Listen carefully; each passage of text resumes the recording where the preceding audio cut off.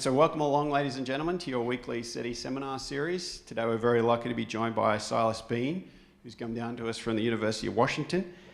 Silas did a bachelor's in physics at Lafayette College and then did his PhD in physics at University of Texas in Austin. He then did postdoc positions at University of Washington, University of Maryland, and Duke University. Then he had a professorial position at University of New Hampshire before coming back to Washington University. His career interests have revolved around nuclear physics. He's particularly interested in deriving basic nuclear properties from first principles using dynamical lattice quantum chromodynamics, QCD, to solve strong nuclear force problems such as nucleon-nucleon scattering and so on. He recently authored a somewhat more speculative paper entitled Constraints on the Universe as a Numerical Simulation, which caught a lot of people's attention, including myself. And he's agreed to come and talk to us about that topic today. So please join me in welcoming Silas.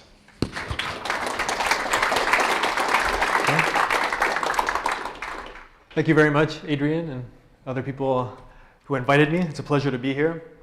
I want to organize the talk as follows. I want to first, in the introduction and in the first maybe 15 or so slides, tell you a little bit about the research that I'm involved in, I would say, as a part of my day job. I think that maybe there aren't many physicists in the audience, so that'll sort of put us all maybe onto the same page. Then I'm going to do some rather radical extrapolations into the future of the trends of resources that go into my particular kind of research, which is lattice QCD simulations. And then I come to the part of the outline where the fire was emerging. I just indicate that then things become much more speculative and philosophical in nature. But I do want to present a philosophical argument that was very stimulating to my collaborators and me, largely because it put the notion of whether we're in a simulation or not in the context of logic. That was very interesting for us, particularly to play with the logic, see if we could find loopholes and so on. And then we really saw that there was really a rather deep connection between the simulation argument and the kind of research that we do. And I hope to be able to convey to you what that connection is. In particular, at the end, I will come back to the issue which is probably of most interest to the people in the room, which is science, and whether we can actually formulate some questions in the context of science that would help us answer this question. Are we being simulated, or are we a simulation? So I always like to show this slide, particularly when they're astronomers or astrophysicists or cosmologists, the slide of the energy budget of the universe. And this slide is usually shown as a prelude to a talk about what is considered some of the most interesting questions that scientists are currently asking. What is the dark matter and what is the dark energy in the universe? And usually this little sliver of 4% that you see there, which is the atomic nuclei and the known matter in the universe, is sort of shoved away and said, we understand this very well. And so we like to turn that around and say, actually, we don't understand that very well at all. We certainly know the underlying theories, we believe, but to really get from the underlying theories to, for instance, atomic nuclei and their properties in a first principles approach in which we can do things quantitatively. And by that I mean when we calculate some observable quantity, we have an uncertainty associated with the calculation which we fully understand and which is fully controlled. That really requires doing first principles calculations. As we'll see, it's something that requires big computers and is very expensive.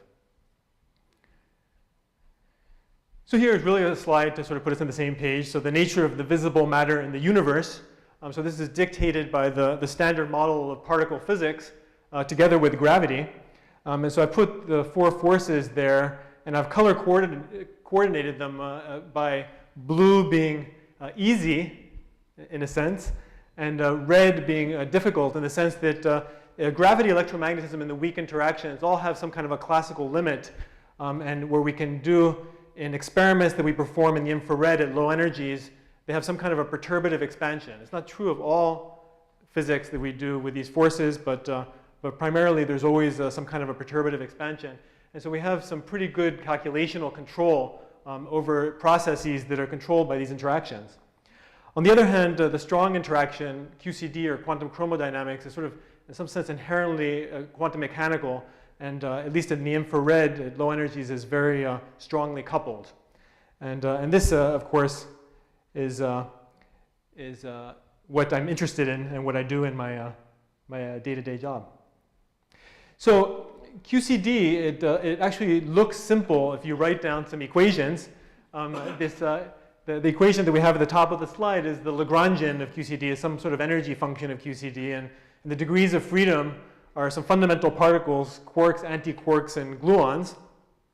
And the equations actually, even when you write the equations in a discretized space-time, which will become of interest later, the equations don't look that hard, but the solution to the equations at very low energies is really more complicated than anything that we could even write down on a piece of paper. And that's largely because of this plot that I have in the inset of what's called asymptotic freedom, which gave rise to the Nobel Prize in 2004. And it's just that the coupling constant of this theory, it gets smaller as you go to high energies. So at very high energies, you can use techniques like perturbation theory to calculate things. But where most of the experiments and the atomic nuclei and everything is sitting at very low energies, the coupling becomes strong. And so it's really, on some level, the Lagrangian and the equations aren't really even defined very well at low energies. So we know it's too complicated to write down the solution to this, simply because we know that now that simple Lagrangian, QCD, together with quantum electrodynamics, which looks very similar, together have to give rise to all of this fascinating phenomena. So here we have the table of the nucleides there on the top left, so the nuclear landscape, all of the atomic nuclei. We have collective excitations in nuclear physics, spin pairing, the shell structure, the vibrational, rotational excitations, nuclear fission, so the nuclear physics that gives rise to nuclear energy and then its most practical applications. And then the phase diagram of QCD, so it's what happens to nuclear matter as a function of temperature and chemical potential, and really understanding that phase diagram on the bottom left is really one of the main goals of modern nuclear physics. So this is very, very complicated stuff that emerges from the solution of QCD at low energies. So what is QCD? So it really is going to be for us just a set of rules for making hadrons, and hadrons are particles that we see in particle and nuclear physics laboratories, particles like the nucleon, the proton, the neutron, the particles that we're made out of, pions, other things, out of quarks, gluons, and antiquarks. And what I've shown here is a kind of visualization. It's supposed to give you a sense of the complexity of these hadrons, these strongly interacting particles. And so the proton, it has when we say the quantum numbers, the properties of 3 quarks, but it's actually a much more complicated object. It actually has an infinite number of degrees of freedom running around inside of it.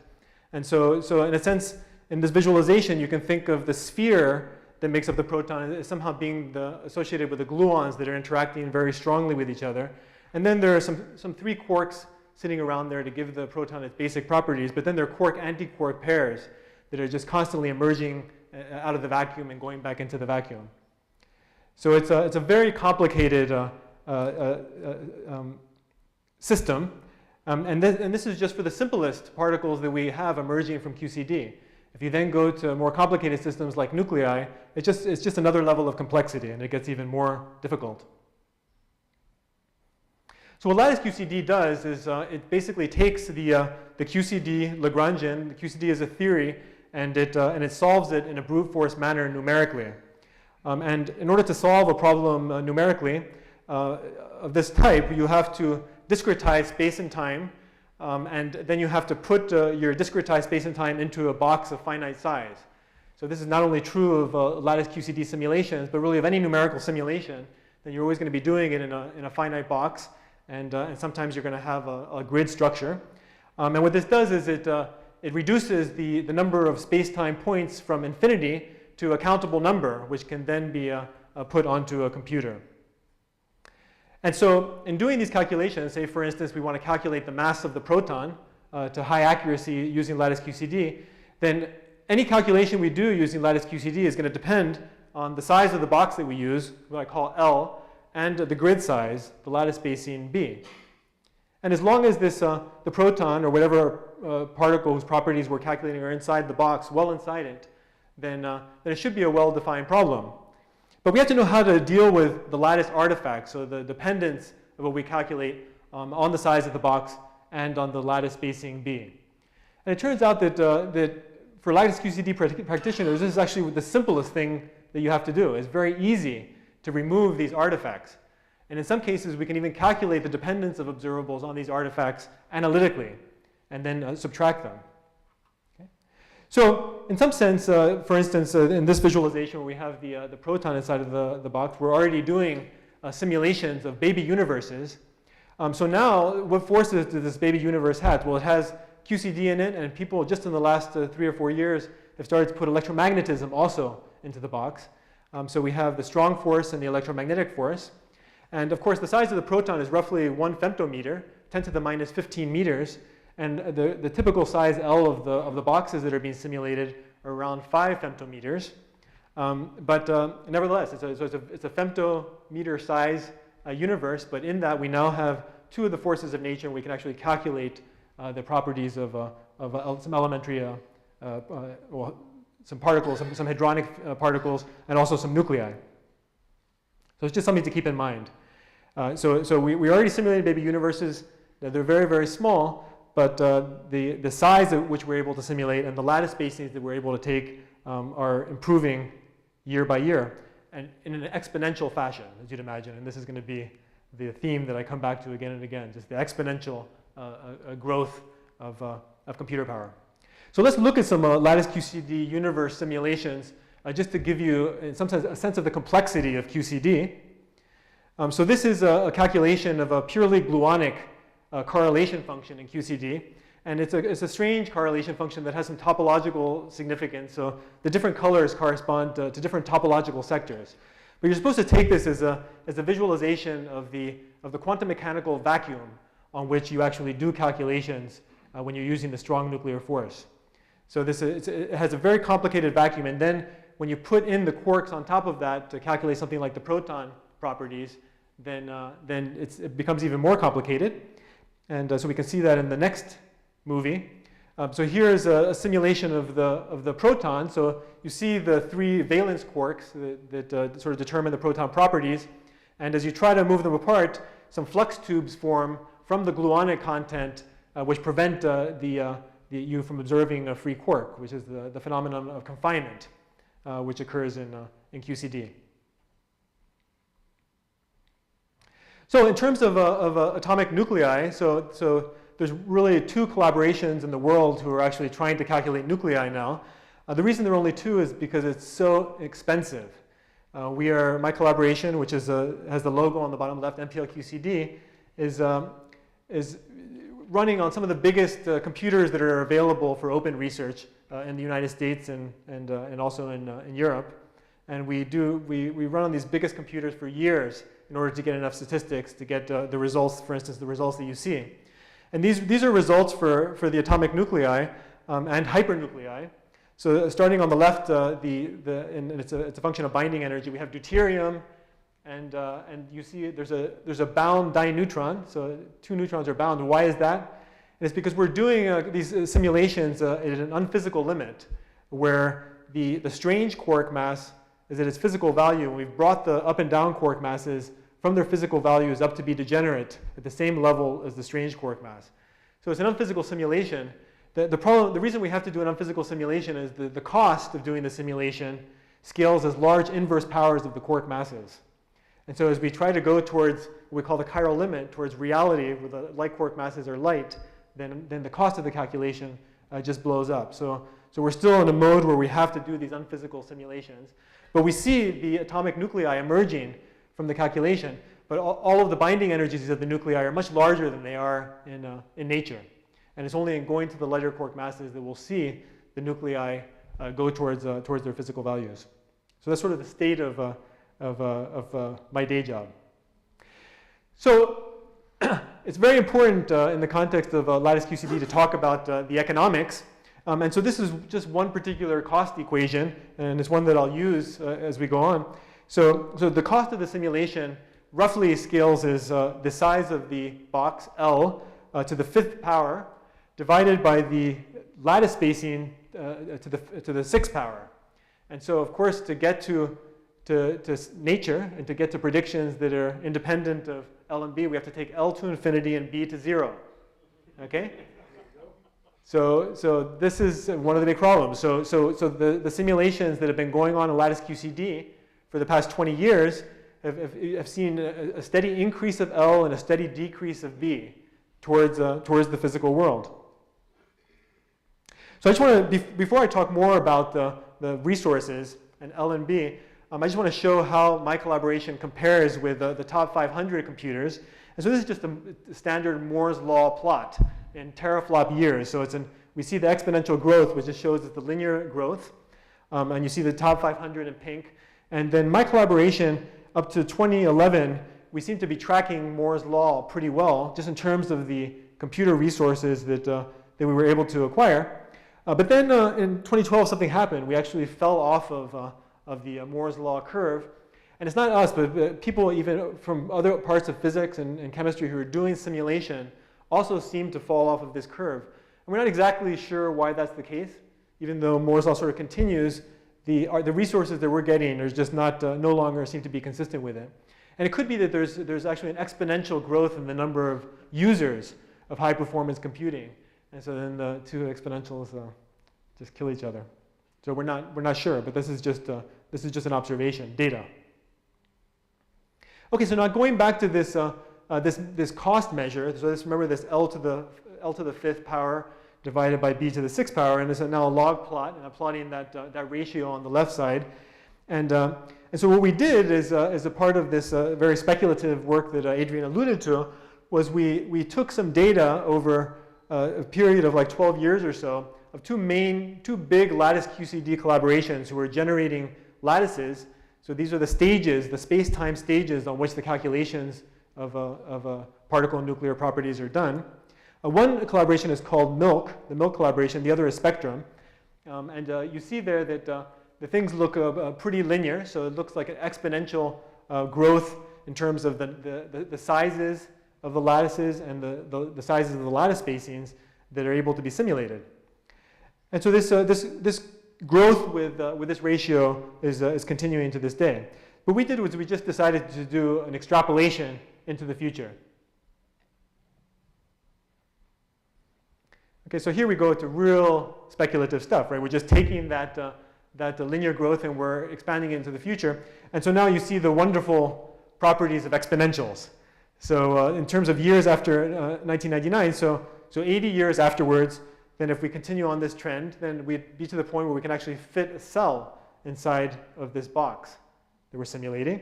And you go just over a century, and we can fit a human or something whose scale is of order a meter inside of a box.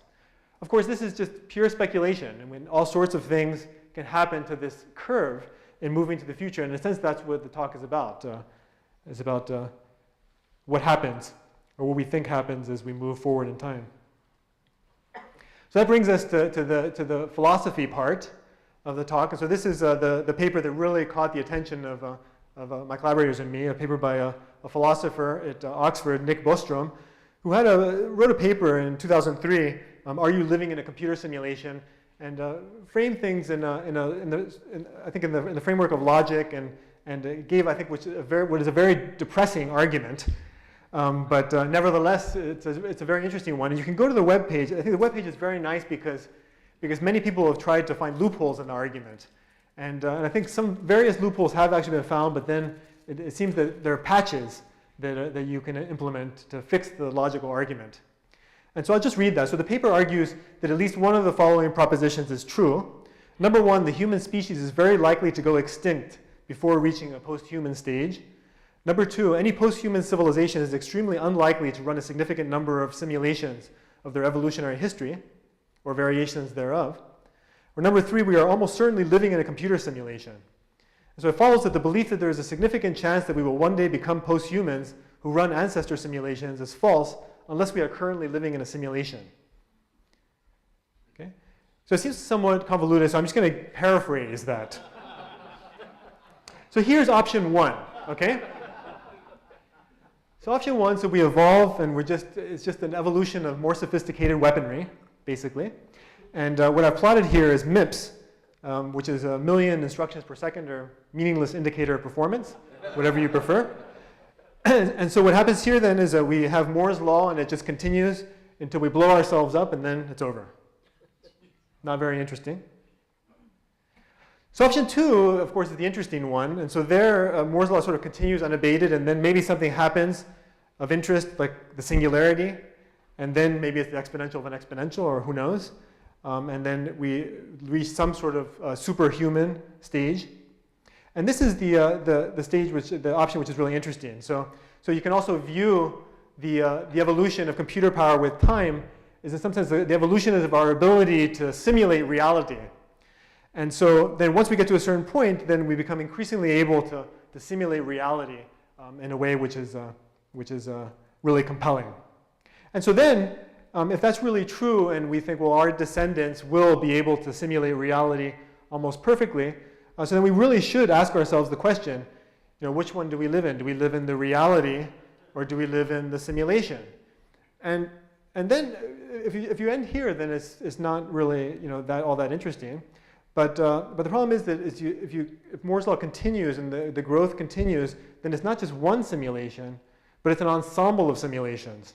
So then you have to ask yourself, which one do you live in? Which one do you live in? Which one do you live in? Okay, and so this is sort of the crux of his argument. It's sort of a statistical argument in a sense, that it really, unless that curve ends, then statistically, it really seems like we're in a simulation. The other caveat in the abstract was that there would be maybe some moral reason for our descendants not doing ancestor simulations, but that just seems so unlikely to me. I mean, I don't even... Moral qualms? No. I mean, our descendants will do whatever they can, right? I mean, just like we do whatever we can. Okay, so now I want to engage in something which maybe is even more speculative, and that's just to ask the question, maybe in the context of modern particle physics, why simulate a universe? So if you had the resources to simulate a universe, why would you do it? And so this brings us to the promise of string theory. And I call it the promise of string theory because back when I was a graduate student 20 years ago, the promise of string theory was that string theory was going to give us some equation, some beautiful equation like this one, x equals y, and that would be a unique solution. It would have a unique solution, and that solution would tell us very interesting things like the value of the electron mass, the value of the proton mass, the value of the cosmological constant. It would basically give us the input parameters, all the input parameters of the standard model, whatever is 24 or 27 parameters, plus with a coupling to gravity, so the cosmological constant and so on. But of course that's faded dramatically in the last decade, and now there's actual string theory. So in actual string theory, string theorists seem to know some equations, but actually they're 10 to the power 500 solutions, not 1. That's close. And so then that was turned, I think, in a brilliant way, into sort of snatching the victory, right, out of defeat. And so then that gave birth to the idea of the string landscape, which merged nicely with the notion of the multiverse. So as that there are all these solutions, and there's this landscape of solutions, which you just can think of as this multi-parameter space, which you can think of maybe as the parameters of the standard model and also the cosmological constant. And then when you go to one point on this multi-dimensional surface, that will define some kind of a universe. So you could be at one point where there's a large cosmological constant, and then nothing interesting happens because there's a big bang and then there's just a big crunch right away. Or the value of the electron charge or something is just not the value to allow for the existence of life. So then we can look at the string landscape in that way. So then in that way of thinking about the multiverse, then we would be there in the top right corner. We're just sitting there at one point on this string landscape. But then this huge multidimensional surface could, in principle, allow all sorts of other interesting things to happen. So at some other point, we could have some other strange evolution of carbon-based life forms. Maybe on the other side of the hill, there would be silicon-based life or something else.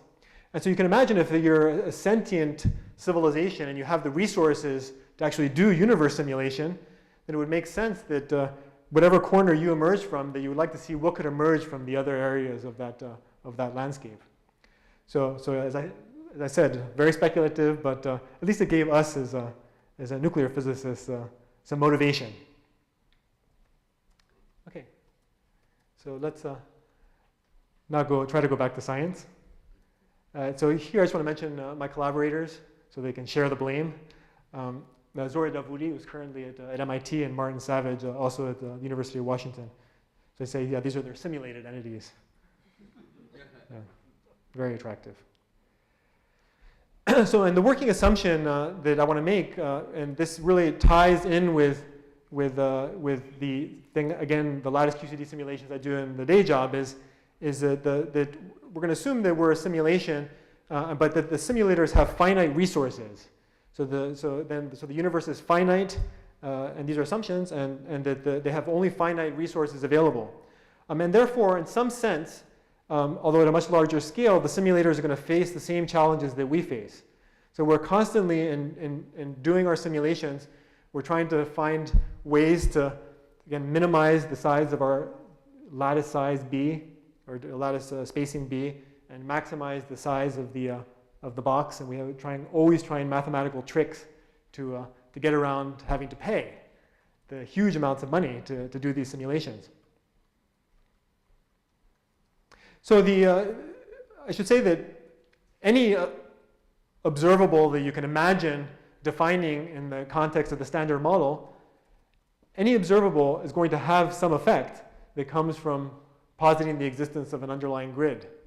The specifics of how that effect comes in will depend on the particular kind of lattice that you have. So the lattices that I'm going to be talking about are the lattices that we use in lattice QCD simulation. So they're hypercubic lattices. So they're lattices in four-dimensional space-time. But there are, of course, an infinite number of different lattice structures that you can imagine. But as soon as you assume that there's an underlying lattice structure in space-time, everything that you calculate will be affected by that. And the question is then at what level of precision? So in most cases, when you actually calculate the effect, you find that it's just so incredibly small that as to be rendered uninteresting. But what we found is that in the context of cosmic rays, it seemed like a very, very nice place to look, because the cosmic rays give us some of the highest energy collisions that we observe as humans.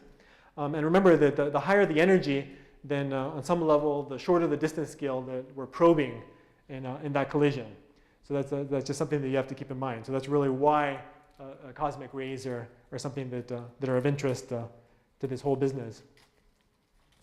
So here are some plots, rather dated now, of the flux of cosmic rays as a function of energy. And looking at the left-hand side, you see there in blue the CERN LHC.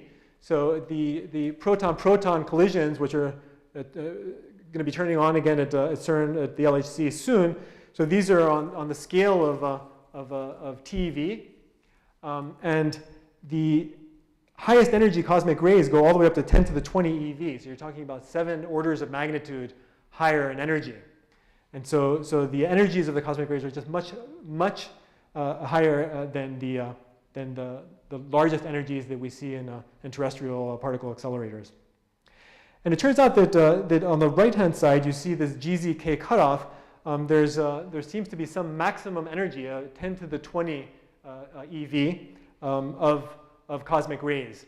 And we believe we understand that based on this GZK mechanism, why this should be the maximum value. And so let's briefly talk about that. Basically, this mechanism is that these cosmic rays, which are believed to be primarily protons coming from particular directions in space, but also some atomic nuclei and some other things, but primarily protons. So they're coming in with incredibly high energies. And then what they do is they interact with photons or radiation from the cosmic microwave background, which is very, very, very low energy, or 10 to the minus 3 EV. And then there's a certain threshold energy at which the process of photoproduction, a strong interaction process, occurs. So that photon from the CMB is very low energy. You have this very high energy proton coming in from outer space. And then the threshold at which you have photoproduction, in particular the proton and the CMB photon together form what's called the delta resonance, a strongly interacting resonance, which has, I don't want to give you too many details about that, but it's just it's something which is about roughly 300 MeV of energy higher than the proton, which then in turn has strong interaction decay mechanism, so it decays back into a proton or a neutron together with some pions, and then the neutron, of course, then beta decays. So that cutoff, the threshold at which this process occurs, then is right at the right scale, around 10 to the 20 eV, at which we see these largest cosmic ray events. So it seems that this strong interaction process gives a very effective energy loss mechanism. So if something, in other words, if something was coming through space at higher than this GZK cutoff, then it would repeatedly interact with these CMB photons and thus lose energy. And so once it came to Earth, it would appear as a lower energy cosmic ray. Okay, so now we'll assume the existence of an underlying grid. And so again, that affects everything at some level. And we know one thing from very general principles right from the beginning. So the Heisenberg uncertainty principle, that there's this product of the uncertainty in the position and the uncertainty of the momentum is of order Planck's constant. What that tells us is that if we have a grid structure, then the maximum momentum that can be flowing through this grid is given by 1 over the lattice spacing. And this is a tilde sign there. It means approximately. So maybe factors of pi and things. Okay, so that means that immediately when you have a space-time continuum, the momenta that you can probe are arbitrarily large, but as soon as you replace the space-time continuum with a grid, then the maximum momentum is given by the inverse of the lattice spacing. So then we can just take the GZK energy of around 10 to the 20 eV and we can just plug it into the Heisenberg uncertainty principle basically, and then that gives us a value of the lattice spacing. And it tells us that the lattice spacing has to be of order 10 to the minus 12 femtometers. And remember, a femtometer is 10 to the minus 15 meters. That in turn corresponds to an energy scale, inverse energy scale of 10 to the 20 electron volts. So this just gives us a bound. So we have immediately a bound before doing anything. It's just very general physical principles that B has to be less than or equal to 10 to the minus 12 Fermi for the GZK cutoff to be present, and for the lattice's spacing itself to provide that cutoff in energy of the cosmic rays. More interesting is the deeper consequences that having a space-time grid imposes. So at some level, the rotational invariance that we come to assume that we have in the space-time continuum, that gets altered by the presence of the grid. And it gets altered both by the presence of the box itself and by the presence of the lattice spacing. And there are just two separate ways in which the invariance under rotations is violated. So for those of you, this sounds like an odd thing. So you could just think of, like on this picture, we have a sphere, and you see that no matter how you rotate that by any angle, it's a continuous variable, then you're really not changing what the sphere looks like at all. There are no edges to give you anything different. On the other hand, again, if you have a finite box size and a finite lattice spacing, then the rotational symmetry is broken. So you see the box just breaks it. If you start out with a certain orientation and you have so many edges, when you rotate it, then you really have a different orientation, and you no longer have rotational symmetry. In a technical sense, the continuous symmetry of rotation, so the angle that you can take through any number of degrees, that symmetry gets broken down to a lesser symmetry, which is entirely discrete, in which you can only transform by certain specific angles. So it's like a parity transformation. You can transform x to minus x and so on. And then these particular groups were called the cubic groups or hypercubic groups. So another consequence which is important for the cosmic ray picture is that the dispersion relation, so the relation that we have which relates the energy of a particle with its momentum, gets modified. So usually in the continuum, if you have two particles that have two momenta that are different but whose magnitudes are the same, then by special relativity we know that their energies should be the same. But that's no longer true as soon as you have the grid structure. So special relativity itself gets broken in a very specific way, depending on what kind of lattice and grid structure you have. So here it's just an equation which maybe some of you are familiar with. So it's just the relativistic dispersion relation. And it's probably confusing to some of you because I've set the speed of light c equal to 1. So in that equation, if you take k to 0, you get the equation E equals m. And so the c, yeah, it's really E equals mc squared, but I've set the c equal to 1. And so this is just a relation that comes out of Einstein's theory of special relativity. And now if we now assume that even if the L is infinite, so we have an infinite box size, but we have space-time being discretized, then for the particular discretization that I'm looking at, so this is a hypercubic symmetry, then we get this extra piece on the right-hand side. And you see that that has two contributions, one which is linear in B, the lattice size, and one which is quadratic in B. And so as long as B is not equal to 0, as soon as there's a grid structure, then you have this extra piece. And this is sort of a visual way of seeing that. So the red cone is just the standard light cone or dispersion relation of special relativity. And you see then the blue how that gets modified by the presence of the non-zero lattice spacing. So, of course, every collision that can take place is really all about the energetics and imposing things like energy conservation and momentum conservation. And so you see here at the level of already at the level of the energy of some free particle moving through this grid, this basic form for its energy is changed. So every energy that you calculate now will become a function of angles, and I've sort of denoted that by circling these kx to the fourth plus ky to the fourth plus kz to the fourth. This is a piece that explicitly breaks rotational invariance, which actually can be re-expressed in terms of some angles if you use a spherical coordinate system. So all energies now become functions of angles, and it becomes very, very messy. But in particular, and I'm not going to show you the form of the threshold energy for the GKZ effect, but that energy gains some dependence on angles. And so what that means is that you can imagine that you're measuring cosmic rays that are impacting some particles in the atmosphere. And if you then sum over all possible ways in which these particles coming from some particular direction interact with for instance, nuclei in the atmosphere, then if space-time is a continuum and you integrate over all these angles, then you should find something which is isotropic. But if indeed there is a grid structure to space-time, then you would see some angular dependence of these final states. So of course, in order to see that, you need a lot of data, and I don't think we're quite at the stage in terms of the cosmic ray observations where one can see that sort of effect. But the effect is nevertheless there as soon as we have a grid. So it's something worth thinking about. So I should add that I think I said at the beginning that in terms of the actual lattice QCD calculations that are done today, the dependence on the size of the box that we do the simulations in and the size of the lattice spacing really are the least of our problems now. We face much bigger problems, signal-to-noise problems and other issues.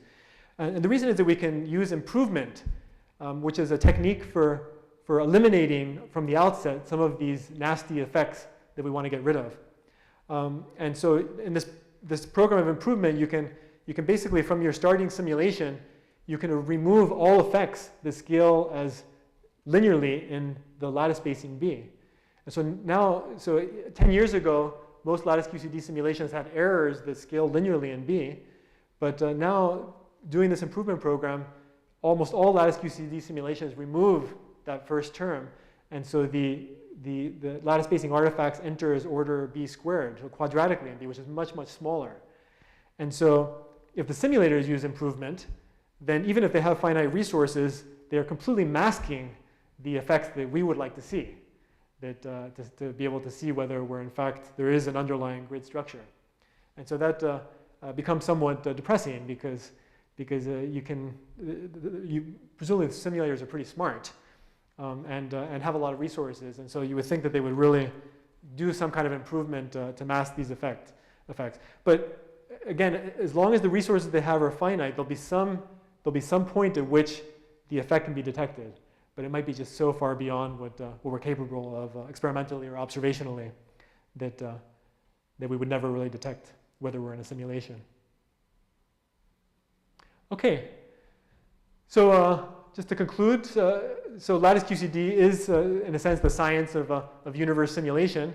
As I said, we've now managed to put two of the forces of nature into the box.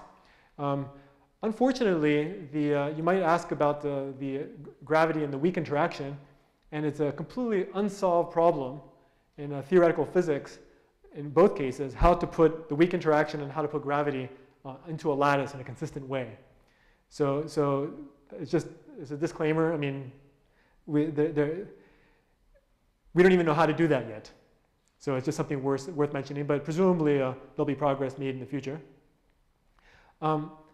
So I've argued that because of the exponential trends in technology, in particular as bears on the lattice QCD simulations, so it suggests that we should be open to the possibility that we are, I would say in a conservative way, we are living in a universe which is simulated on some kind of a grid structure. And we should look for signatures of that. And another disclaimer is that there's been a tremendous amount of work done regarding the limits of computation due to information bounds, issues of classical versus quantum computing that have all just been left out of my discussion. It's a huge subject. And again, we've assumed that the fundamental assumption has been that the simulators have finite resources, and we've really focused on this one kind of lattice structure, this hypercubic grid. But many other grids are possible, and it could be that other grids just have more interesting observational signatures. And again, cosmic rays, largely because they're the highest energy collisions that we see as humans, probably offer our best chance to detect an underlying grid structure if it's there. We looked in our paper at various other observables, so for instance, the anomalous magnetic moments of the leptons, the electrons and muons, these are the most accurately calculated theoretically and measured things that people probably do. And you can see, we're very close to seeing a possible effect there. But again, those are effects that are linear in this grid size B. And again, it's one would assume that the simulators would have done improvement to remove those effects. So it's not quite as compelling. And then finally, I will just leave you with the actual collaborators with some random thoughts.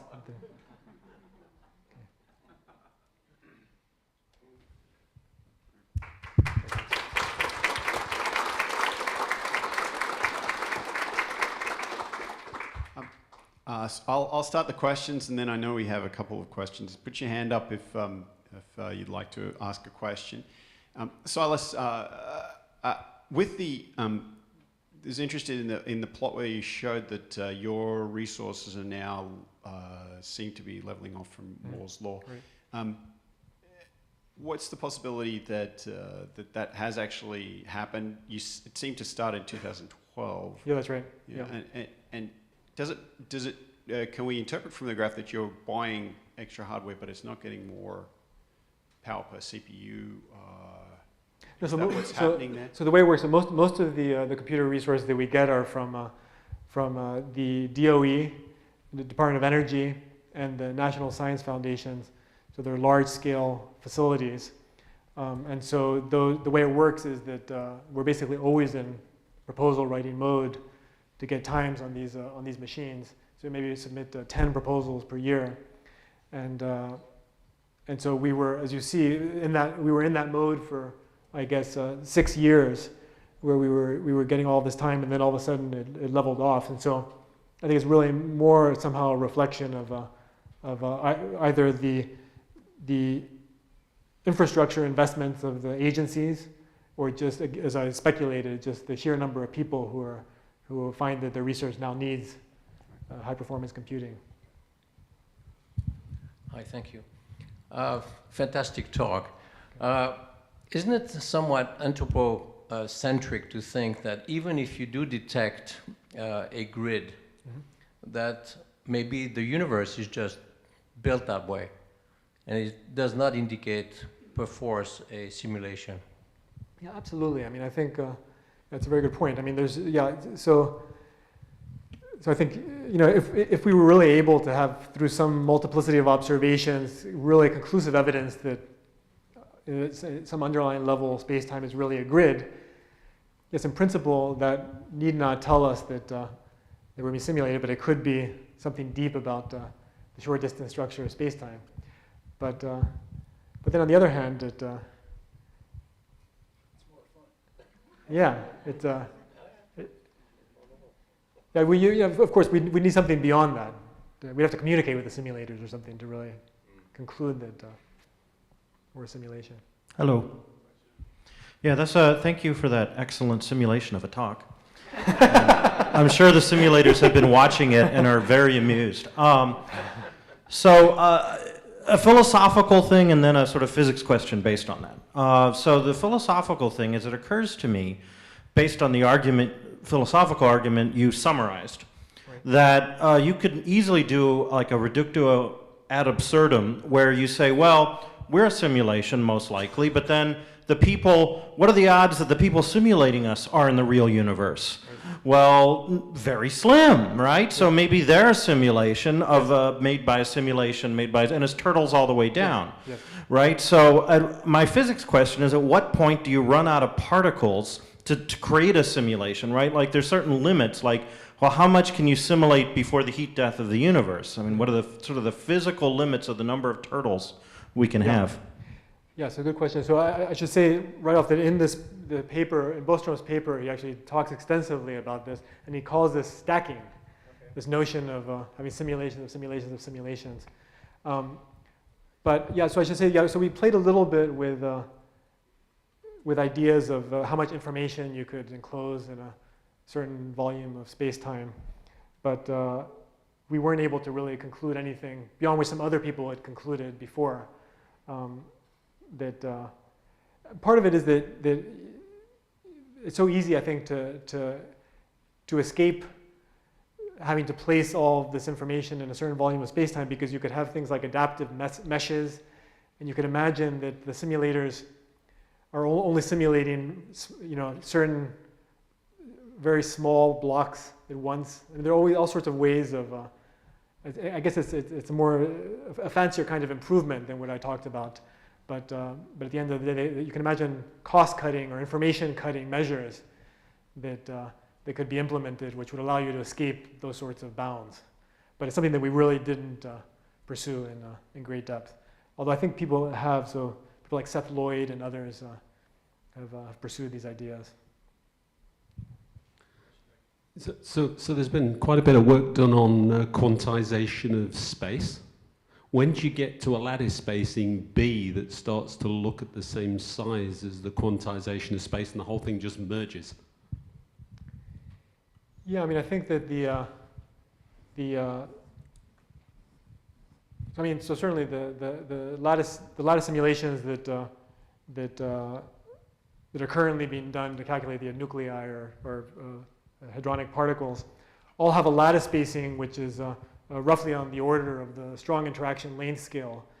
So it's clear that there are, well, it depends on what kind of lattice, but it's clear that there are at least 10 orders of magnitude separating that from lattice spacings that wouldn't be constrained by current experiments or observations. So in terms, I'm not sure if this is answering your question, but yes. That's right, yes. Yeah, okay. My question had to do with consciousness. Each of us, I presume, maybe it's just me, feels that they're conscious, and this raises the question, it's related to the question, are computers conscious? Okay, and I think that's been pretty much refuted by John Searle and other philosophers. Do you have anything further to say about that? Yeah, Yeah, so clearly, I mean, our working assumption is that we are just computers, and yeah, my own feeling is that we are just computers, but. Meaning we can be replaced by Turing machines. We are Turing machines. We passed the Turing test. Any Turing machine can simulate us. Yeah, I mean, it is. Yeah, it's just an assumption that. Yeah, it's very. Yeah. Yeah, I actually take the opposite point of view, which is from this gentleman and more like yours. The question is basically the same one that arises in artificial intelligence. Once you have some simulation which is on a par of that of a human being, you really face the question of whether turning it off is murder. And in this case, in the simulation, you have exactly the same issue. So do you, is the limit in fact the fact that you get to that point and then you can't turn off your simulation machines anymore and you run out of machines? And the way we like to think about the simulation was that was one in which the simulators are basically there's no interference. So if you think in the context of this picture of the landscape or the multiverse, then the seed would be set in place, the simulation would start, and then just be allowed to run its course from inception to heat death or big crunch or whatever. And so I don't know if that really alleviates moral concerns, but I think it's a very good point. Are the string models testable yet? Has anyone come up with a way to make it an actual theory? I can't even comment on that. Sorry.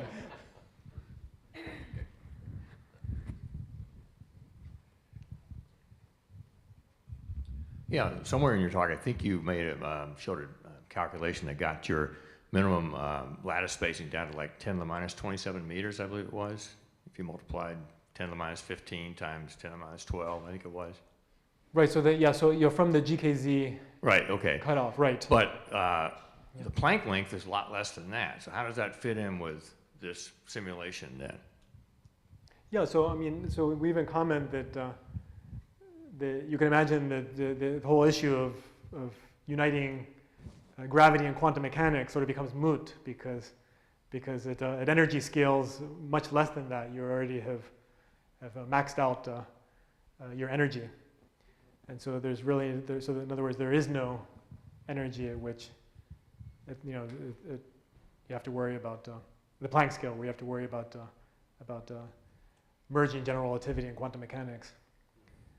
So, yeah, I mean, I don't know. Yeah, so you've got this extrapolation into the future, but you've only got two of the fundamental four forces in. What happens to your timeline if you try to put all the other forces in and try to account for dark energy and dark matter? Doesn't the horizon get pushed out much farther? And does the push out grow exponentially, in which case you'll never get anywhere? Yeah, so in some sense, the interesting one is the weak interaction. And as I mentioned, there's a fundamental theoretical obstacle that people haven't been able to overcome, and simply defining, in a sense, the weak interaction on a space-time lattice. And so I mean, I think you have to take all of those plots with that understanding in mind that an important piece of the picture is not in that extrapolation. And gravity is the same thing. Gravity itself is, in a sense, the warping of the theater, of the space-time itself, and so understandably that's also it's not clear how to lattiциze gravity. There's some attempts, but there's no consensus, I don't think, about how to do that. So you were just ignorant about these things. So you have your lattice spacing of B. Right. Let's call that delta X. Mm-hmm. You also have a delta T. And you didn't talk about how the precision scales or the cost scales with delta T. Yeah, so okay. So you've very good question, and I guess some more technical. But the lattice QCD simulations are done in imaginary time because we use a method called Monte Carlo sampling. Right. which we have to do in order to be able to calculate what's called the path integral, the quantum mechanical path integral, which is in space-time an infinite dimensional integral, but on the lattice becomes finite dimensional, but still not doable. And so we in turn have to do this Monte Carlo estimate of that final integral. And so that means that we have to be in what's called Euclidean space, in which time is imaginary.